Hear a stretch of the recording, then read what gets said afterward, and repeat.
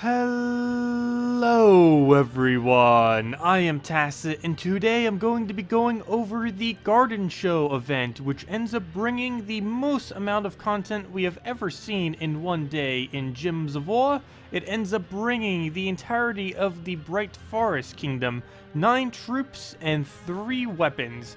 So quite a bit of content. The Bright Forest can be found all the way down to the south right over here. It has the stat of a HP and mainly consists of Fae related troops. So let's go into the event related one, the weapons, and everything else related to this event.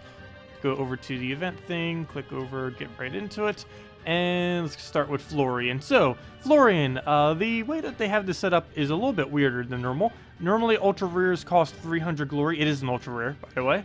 Normally, Ultra Rares require only 300 glory and would only give 1 trait stone. But this time it's giving 2 for the Ultra Rare. This is actually overall good, even though you have to pay slightly more per copy of her. You're most likely going to get them all off of event keys anyway, so it's not really that big a deal. And the main benefit of why you would even get them is the Arcane Trait Stones, and the fact that you can get double that now for each for only 200 glory. That is definitely really good, so if you need to go stock up on them for a Keeper of Souls or for a Fair Shroud or anything else that you might want to throw it into, definitely a pretty good idea to go and do so.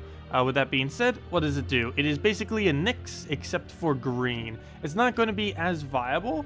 Basically, it does the exact same ability, except for green. It drains an enemy's mana and then creates green gems equal to its mana at a 1-to-1 boost ratio. Has the exact same cost as Nyx, though it has different colors. It is a brown-purple instead of a green-purple. The biggest issue... Oh, it also has a Leaf Storm, which makes it quite a bit better trait-wise than a Nyx.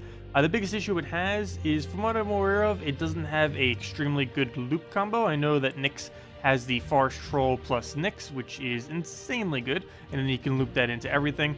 Florian, not so much. It doesn't have either of the trolls. All of the converters don't really work too well with it, and it's just a little bit clunky to kind of try to use at the moment. I think the best thing you could really use it with at the moment is a Giant Spider, but due to Giant Spider's higher mana cost, it can be hard to get the going back and forth constantly every single time. It does have the link, and you do get the storm. So once you get it going with maybe a kill, you can kind of get it. But other than that, you'd mostly just use her with stuff like Exploders, and maybe with just like a Web Spinner or a Yasmin's Chosen, something along those lines. But that is her. Still going to be pretty viable overall. We also ended up getting this new Fae Wand. Make sure to only buy one, because buying multiple does not really give you much more of a benefit. This is basically a dead content additional weapon. Maybe very early on in the game, if you happen to have something that can spam Faerie Fire very well, it might be okay, but other than that, it's just a small amount of split damage that later in the game, basically anything can do better. Even at its 8 times boost ratio, that would give you a total of 24 if you happen to have the entire enemy team Faerie Fired. Of course, you'd have the additional damage off the Faerie Fire, but at that point, you might as well just throw an actual full AoE ability and just hit them down very hard. This is going to be basically 100% useless, but still get one because collection purposes. Might as well. Anyways, those are the 2 things. Since we're kind of already going over weapons, let me go over the other 2 weapons as well, neither of which I currently have, but I will just show them real quick. I believe the Radiant Jewel is... I don't know which one is which, but I believe Radiant Jewel is when you get 40 red, 40 yellow Hero Mastery. We'll likely get it when we get our next level. And Titania's Fan, I believe you get during the quest line itself. It's either that way or the other way around, either or. Anyways, the Fan, it is going to be a good Queen Mab counter. It cleanses all other allies, gives them some life, and then removes all blues from the board. Basically, any really heavy blue team might be potentially useful, particularly maybe on a Guild War day. But yeah, mainly Queen Mab would be the biggest thing I could really think of why you would need to cleanse, plus the removal of blue. So for that purpose, it would be okay if you don't have any other option. And this Radiant Jewel, well, it's a little bit of a weird one. It's the first ever single cast weapon in the game. There are troops in the game that can only be cast once, and this is the first weapon that's capable of doing that. It deals a decent amount of damage to all enemies, and then does that exact same amount of damage to all undead. So basically hits all undead twice for the full amount of damage. Creates a light storm, which isn't too relevant, but is a nice little extra. And of course, it can only be cast once. The main thing that this would be used for mainly is to use it within challenges to try to farm up your EXP. This would be able to one-shot if you have a high enough magic on Warlord 4 difficulty when doing the first Undead challenge in Kedar. So could be a EXP farming potential. I will be testing it later to see if it's actually viable. It's probably about the same rate as what already existing EXP farming rates, but we'll be giving it a shot. That's about the main thing you'd really use it for. I don't think it's going to get much use in PvP or any other location, but you never know. It's worth trying. And if you ever see an undead team, at least that's the one instance where you kind of know, yeah, that's probably going to work. Though there are very few instances where you ever see a full undead team. It's almost non-existent. Anyways, those are the 2 new weapons. Let's go into the, let's see. Well, of course, we have glory keys. Definitely a highly, excessively ultra advised week to throw every ultra, oh gosh, why runic? To throw every event key you have, pretty much. This is a new kingdom, so everything in here, everyone doesn't have. So 2 new legends as well in this kingdom. Actually, let me just briefly go over all of the new troops too. Probably could have done this while we were already here. Of course, they were all from the Bright Forest Kingdom. And here we have all 9 of the new troops. I will only just briefly be going over the better ones. In the previous video, we already went over all 9 of them. But let's just go over the viable ones. Florian already went over here. Glitter Claw. This is basically like a better version in a way of what the Borealis is. Basically, this whole entire kingdom, or particularly the Glitter Claw plus Queen Titania, is basically the mirror of what Queen Mab is and what Borealis is. They're basically just the opposite of what they are. Same thematically. But Glitter Claw, what it does is damage to a random enemy, then transforms all blue to green. This is the main aspect that actually makes it viable compared to a Borealis. The main reason being is this gives it extra turn potential and mana generation potential, both of which are extremely important. And then Faerie fires all enemies. This is useful. Faerie Fire, of course, does 50% additional damage to all spell damage on that afflicted troop. So if you end up hitting them, a Faerie Fire troop with 30 spell damage, that would then end up doing 45. And that's the main mechanic that got added in with a good majority of the troops from this new kingdom.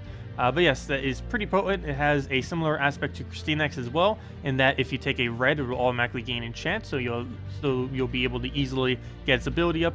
The other traits aren't really too applicable, but it's basically just going to be cast once or twice, get the full Faerie Fire on the enemy team, then just plow them down with full AoEs and other really high damage outputs. Next one is Queen Titania. I have no clue why, but her damage is so very high. Even if you completely ignore the 20%, that is still super high. It's somewhat similar to that of a Dawnbringer in that it has that boost ratio based on reds that are within the battle, boosted by both your allied reds and the enemy reds. But on top of that, it's full AoE. It's already a ridiculously high base value. I know that has 20% extra, but even without that, that's still like Christinex level full AoE. And on top of that, it has the same aspect of Queen Mab, where it automatically gains a extra turn when there's 13 or more red. Well, that's not automatic, but, you know, 13 or more red, she gains an extra turn, similar to Queen Mab, where she does it on blue. The biggest difference with this, though, is Queen Mab gets stopped by anything that has protection against mana burn. The difference with this is it's normal damage, so there's nothing that actually stops this very high number. And with all the reds, you could potentially, if your entire team and the enemy entire team was somehow red, what is that then? That would be 8 times 4, 32, maths, go. Yeah, 32, that should be correct. So that would be double damage. That would be 64 damage to everything, plus the extra 50%. Of course, that would be a little bit lower on a normal week, but still, that is very high number. Like, on average, she's going to 3-shot the entire enemy team with full AoE. That's pretty strong. And of course, the other aspect of her, that's like Queen Mab, instead of freeze, she ends up putting Faerie Fire on a random enemy every 4 times or 5 times match. Definitely really viable. Go and get her from event keys. Both this and the Glitter Claw. I highly advise getting at least one copy of both if you have the event keys to spare or the gems to spare for them. Both are really great utilities, and you'll end up getting yourself a few more copies of all these other troops, most of which, actually all of them, I won't be going over right here. We went over them in the other video. They are pretty much useless for the most part. But let's go over what to do. There's so many things to go over. Let's just go over the event stuff next. We have 10% to all Bright Forest. We have 10% to all Faes. There's a couple of them within that kingdom that cover both of those categories. If you happen to use a Florian in your team in PvP, you will get twice as much of the trait stones. This would be somewhat viable. She doesn't have anything too over the top, but if you just put a like Gorgolfa, Giant Spider, her, and maybe one really heavy damage source, like if you happen to have a Yasmin or something, that would end up working out pretty decently. As far as the event itself, you have to go kill a bunch of Faes and explore. Unfortunately, it's only explore. There's 2 main areas you would do this. Forest of Thorns has 7, and the New Kingdom of Bright Forest has 8. So since I currently don't have that unlocked, you can just simply go into the Explore here, use any quick team you wish. Oh, hey, there's that one guy. He's the one that might actually slightly be viable as well. He ends up having a Decrease a Random Skill on last enemy, removes some of their stats, removes a gem of a chosen choice from the board, kind of like a Christinex, and then steals 4 mana. It's a way to kind of break through a Impervious last slot. I believe that's mainly what it's meant for, is to counter Impervious last slot. Well, not really counter, but add a early game option to kind of tear it apart a little bit. But anyways, that's basically all you have to do for the event, and just keep killing Faes, either in Forest of Thorns or in the Bright Forest Explorer. Either or would end up working. So, other things, we already did that. Soulforge, we actually have a lot of things in Soulforge too this week that are very, very viable. So, as far as the event gem thingies, or the summoning stones I should say, you'd only really need to craft purple if you want to. There's 2 things that you would get if you don't already have a copy of. Green Seer, she is really good in a Green Seer Giant Spider combo to be able to basically get your team infinite green and purple mana. And Princess Fizzbang, 1 or 2 of them is pretty crucial in a full Goblin team if you happen to be wanting to run a team like that.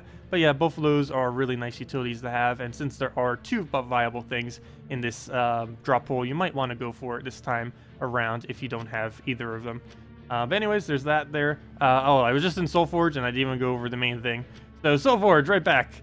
Let's go over the 3 things that are really viable this week, and that is, of course, Faerie Ra, Worldbreaker, and Corvash.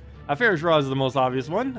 He came in about a month ago for essentially the first time, and he is back again. So if you weren't able to get him for Christmas when they ended up giving it to everyone, or, you know, not giving it, but it was in the Soulforge, for when they end up doing that, well, now you can get it now if you haven't gotten it. The reason he is so useful is he has the highest possible soul gain out of anything, by a pretty large margin, 150% bonus if you can actually get it fully upgraded. And if I'm not mistaken, those brown purples that you can get from 2 times currently this week is one of the trait stones he actually uses.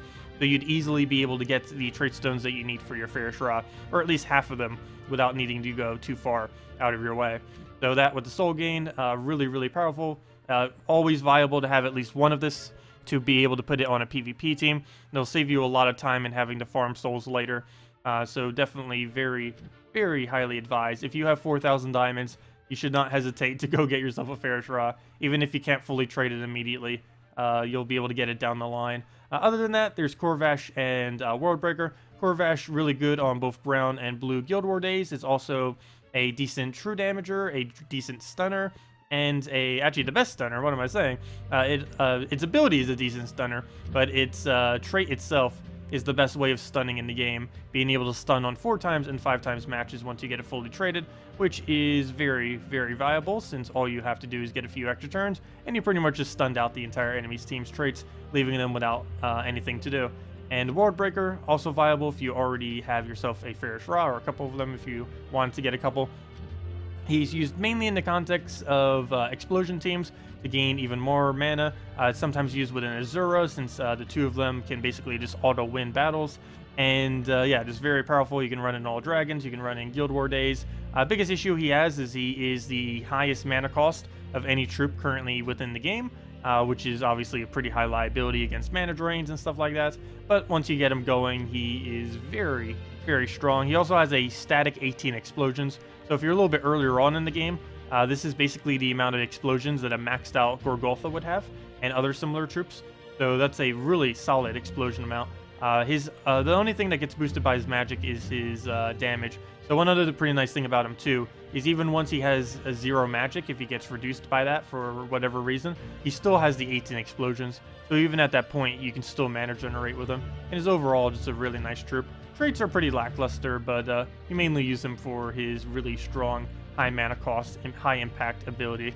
Anyways, that's everything with the Soulforge. That's everything with those. Let's get into some teams now. It looks like we're already up against a Faerie Ra, as he's using the team I normally try soul farming with, or at least in PvP.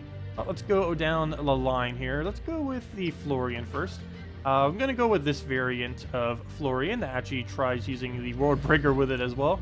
Of course, you can go cheaper and do what I mentioned earlier with the... Let's see if I can even remember what I just said. I think I said Gorgolfa, Florian, Giant Spider, and Yasmin's Chosen if you happen to have it, or simply just a web spinner, either or.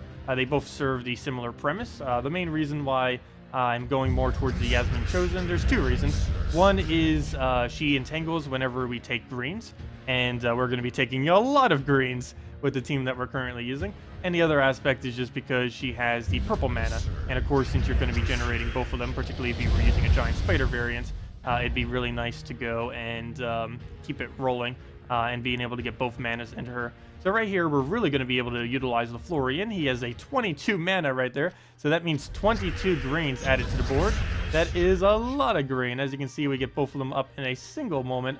We're going to want to try getting this ability down. It does look like we have an alignment. So this, of course, one of the reasons why this is so much more valuable than a Borealis is because it has an extra turn potential. The fact that Borealis didn't have an extra turn potential made it so you were basically forced to have to use Queen Mab if you wanted free spam. But with this, you have the option of Faerie Fire spamming with either Queen Titania, what was her name again? Yeah, Queen T, or the Glitter Claw, and we can just go use this Faerie Fire, get the green to the blue to green, and as you can see, we generated basically all of our mana back, all of it actually, and we have the entire team Faerie Fired. And Faerie Fire will make it so we do 50% more damage. So as you can see right here, we'll hit very large numbers. Okay, I should probably slow down the speed because we're hitting so hard that it's like going instantly. But as you can see, we'll be able to see it a lot easier with this one right here. So if we go lower the speed real quick, as you can see, we have a 35 damage to everything. This will hit more than 35 though. I'm not going to bother with that. But as you can see, we end up hitting a 52 and 52. It hits 52 down the line. So quite a bit more damage than what we would normally be getting by 50%, exactly, because that's how much bonus it gives. And yeah, that's basically Faerie Fire and what it does. Go and throw this down, and one more will kill it out. Do we not have anything? We'll go do that. Faerie Fire back on you, and down. Stay down. Yeah, there we go. And down it goes. And that's pretty much that. Let's go into the next two teams. The other two will be using the Queen. Ooh, revenge or not revenge? That is the question. I think I'm going not revenge. Oh no, something about that Queen Mab just sitting there scares me. So we will go with this. Oh, you know what? Oh no. It's that team. Nah. If it was something less annoying, maybe. But we'll be going with this next. It's a pretty standard put Gorgolfa up front kind of team, but it's running with two queens. Queen Titania. That's what her name was. And yes, Queen Titania. Every single time she takes an extra turn, boom, Faerie Fire. Oh yeah, it does have one thing immune. Oh no, never mind. Nothing immune. Oh wait, did they both hit the same troop? Yeah, they did. Figures. We have two of them and they still managed to hit the same one. That is very unfortunate, but it happens. Anyways, we can ideally get them to hit different ones and get them Faerie Fired pretty quickly. Going to take us a little bit just to get our mana generation going. As with any team, we don't have any quick option. We will with the other one, because we'll be using a Mercy variant with it. But essentially what we're going to want to do here is just get it going, try using her boost ratio, and tear them down relatively quick. We'll be going for this. As you can see, we have a double cast. Ideally, we'd want to have 13 or more red on the board. I'm going to keep moving until we ideally get it. Of course, we want to keep getting the Faerie Fires. We want to keep that going as much as we can as well. He's going to get his skull here and take away reds. I don't think I have a single thing I can do about that. Ideally, of course, to keep those reds on the board, but doesn't look like it's going to happen. We'll go for an explode, see if we can get 13 more red on the board. We will be using a Firestorm to be able to do that on our next team. Obviously, that would make it a lot easier to try to have it on the board. This time around, it doesn't look like we'll be able to get it. But as you can see, she does very, very large hits regardless. We barely even need the reds on the board, though if we get a nice giant spider here, we might be able to do it. Do we not have a convert that works? I was going to do this on anything. It needs an extra turn, though, and it doesn't look like we have it. No, it does not. Unless I'm missing it. Doesn't look like it, though.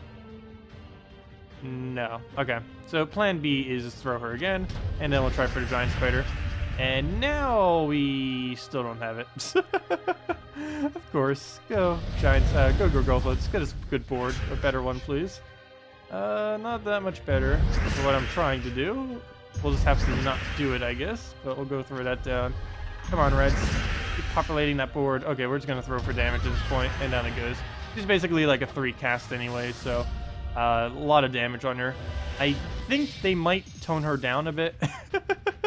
She does seem a little bit high up there, and this team will do it even more so. This is actually my favorite team with it. I didn't want to show it first, though, because it's probably like one of the most generic teams that we kind of already has at a setup.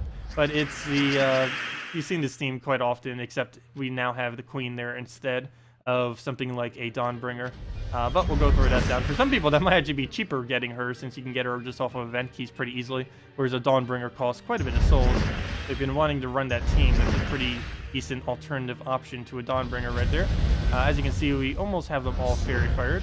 Actually, I say that, we only have 2 of them Faerie fired. Well, close enough. Ideally, we'd be able to get a lot more Mercies here to be able to keep getting us more Faerie fires, but we'll throw that down. We get her a little bit of extra damage on it. And see if we can get this. Don't believe we can. We'll just go for the Gorgolfa clear, and will we even get to cast her? Should be able to. Yeah, there we go. As you can see with the Firestorm, it does make it so there are going to be more reds on average onto the board, and ideally with those extra reds, we will be able to cast her for free. And as you can see, we did that without even losing our turn. Her very high damage without a single turn loss. Very, very powerful. And then we just take that out, and then boom, it's already over. That is how easy Faerie Fire is. They will definitely need to add resistance to spells. They mentioned that that is something that they are planning on doing. But, yeah. And they might need to put a rush on it, because leaving the game in this state just made casting so strong. It was already the meta as far as what is the strongest to use in the game, but it just got even better now by a pretty large margin now that you get 50% damage basically perpetually. There's 2 super easy ways to place it on the entire enemy team. As you can see, we already have the entire enemy team Faerie fired, and that isn't particularly hard to use or to get to that point, and it's really easy to keep establishing it with both her as well as the glitter dragon, the glitter claw. And we might need a caster. Her Faerie Fire alone is tearing them apart. Basically every 2 casts we end up getting will be an additional cast. So since we get the cast so quickly because of all the mana generation, it goes down very quick. And yeah, a great time to go farm trophies, gold, souls, and everything as well while she's not nerfed yet. A lot of damage, plus she has 20% this week for even more damage. So definitely a great week to go, maybe not even bother with the double trait stones, but simply go for the trophy and gold farming with her. But anyways, that is everything with the new kingdom. If you still have any other questions, feel free to leave it in the comment section below. Of course, earlier we ended up doing the key video and going in depth on every single one of them as far as what they do and all that kind of stuff from all of the new troops. What else was I going to mention? Oh yeah, we will be streaming a bunch of this later tonight at our normal time, 8 p.m. Eastern Standard Time. We're mainly going to be messing with more viable teams and just messing around with some of the lesser ones, see if we can actually find them into anything. But mainly messing with the 2 legends, I would just say, mainly because those are really powerful and going to be used within a lot of compositions, as they are basically the only 2 viable ways of putting Faerie Fire onto the enemy. And since Faerie Fire is so strong just as a concept, it is basically the strongest stats effect in the game right now. Freeze might be annoying, but it isn't particularly strong in that it doesn't increase the speed in which you win a battle, whereas Faerie Fire definitely does do that role. It increases it basically by 50%, which is a pretty large margin, assuming you're just cast spamming on the enemy team. But overall, a really fun kingdom. A lot of viable stuff. A lot of them are too niche to ever really be used in late game.